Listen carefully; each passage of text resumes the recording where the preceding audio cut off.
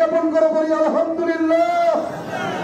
শতকোটি দরুদ সালাম বিশ্ব মানবতার মুক্তির দূত, শান্তির দূত, পথের দিশারি যাকে দৃষ্টি না করলে পূর্ব গগনে সূর্য উঠত না, সেই নবীর জন্য বলি সাল্লাল্লাহু আলাইহি ওয়াসাল্লাম।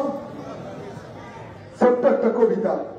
খালিয়াপাড়া, দড়িপাড়া, সমগ্র উল্লাপাড়া, নতুন বাংলাদেশের বার্তা পৌঁছে দাও পাড়া পাড়া।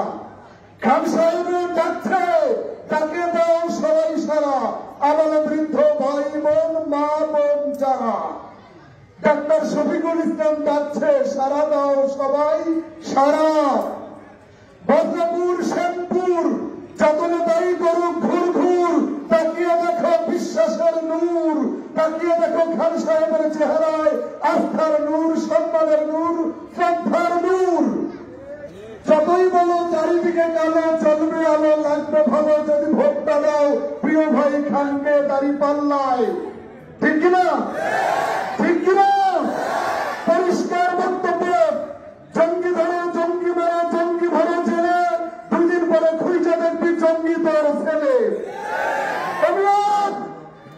পরিষ্কার বক্তব্য। 1 মিনিটে কথা শেষ।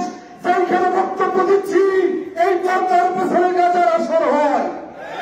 এইখানে গাজা, এইখান থেকে শুরু করে নিয়ে শ্যামপুর রেল লাইন পর্যন্ত গাজা না দিয়ে আমার আসর বিগত সময়ে বারবার এমপি দেখেছি। আমরা আর নেশাখোরকে দেখতে চাই না।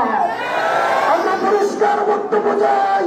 খালিয়াপাড়া থেকে শ্যামপুর, বাদপুর, দড়িপাড়া, মন্ডল জানি, আবার কেউ যদি গাজার বটলা হাতে নেয় হাত ভেঙে দেব।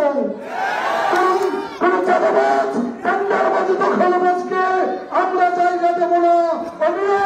যে মানুষটাকে তার বাপের জানাজায় আসতে দেয় নাই, যার সন্তানের চোখের লেন্স পর্যন্ত ফাটিয়ে ফেলেছে, এমন লোককে ভোট না দেওয়া বিশ্বাসঘাতকতার সামিল।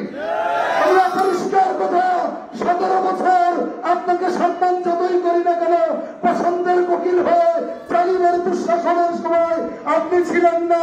শীতের দিনে দুধের পিঠা খাইতে লাগে দারুণ পিঠা, বৈশাখ জ্যৈষ্ঠে পাকলাম, আর ভোট হলেই আসেন বড় বড় দিতে পাপ। এইগুলো চাপাই না বাদকুন জেলার।